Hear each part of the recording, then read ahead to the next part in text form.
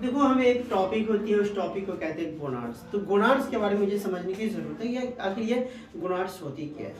देखो, हमारे पास sex organ होता है, वो दो तरह के सेक्स ऑर्गन होता है। एक होता है प्राइमरी सेक्स ऑर्गन, दूसरा होता है सेकेंडरी सेक्स ऑर्गन।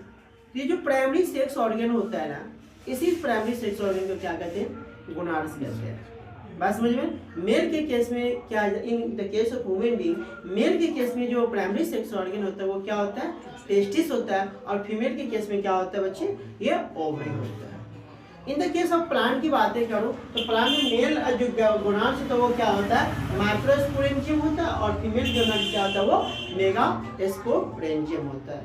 बात समझ में आया? बात समझ में आया ना? मैंने बोला कि सेक्स ऑर्गन दो तरह के होते हैं, एक होता है प्राइमरी सेक्स ऑर्गन, दूसरा होता है सेकेंडरी। और जो प्राइमरी सेक्स ऑर्गन होता है ना, उसे ही कहते हैं गोनाड्स। समझे?